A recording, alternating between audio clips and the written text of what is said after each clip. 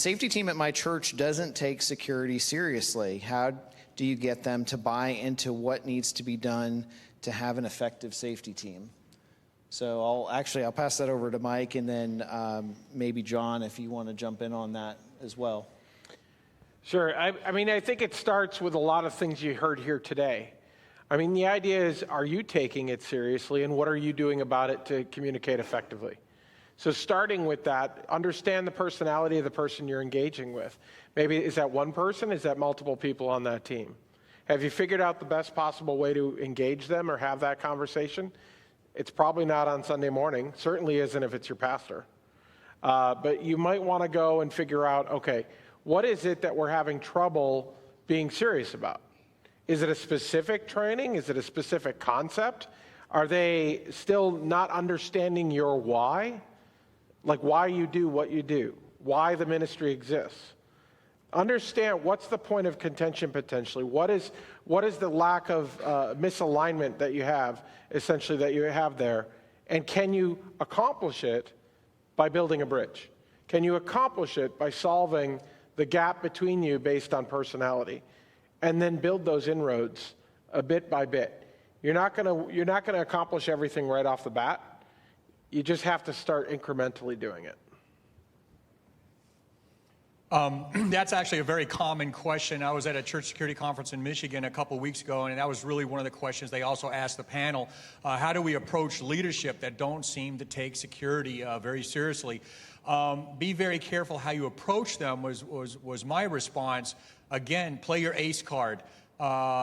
You don't have to be constantly beating them over the head with security, security, security. I've had churches reach out to me concerned about having a security team because so-and-so in their congregation is so gung-ho about guns that they're afraid to let him loose in the church. You know, and so these people, good people meaning well, end up saying and doing things, and they shoot themselves in the foot and all that. So take a deep breath, slow yourself down.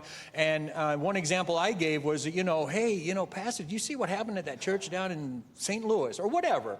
And just let it go.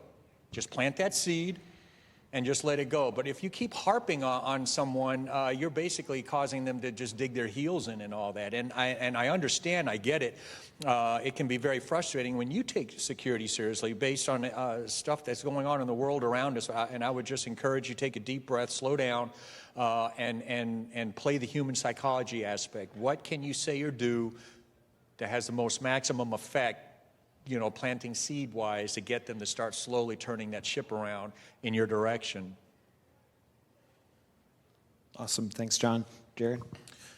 Yeah, so we talked a little bit about if leadership isn't taking it seriously. By show of hands, how many folks in the room get paid in any form or fashion for what they do at their church?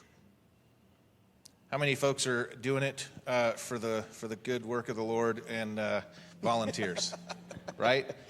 So if you're in a position of leadership in your team, which whether you have the title or not, the fact that you're here today learning and wanting to expand your knowledge means you are in a position of leadership in your team.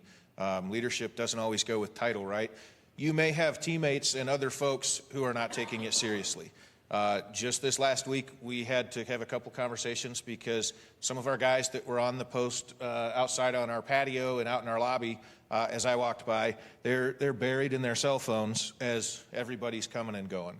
And so if it comes time where you've got to have the conversation with a fellow volunteer or somebody that you're responsible for providing oversight and discipleship for, I would encourage you to lead with questions. Find out, let's get back to the basis of why are we here? What are we here to do?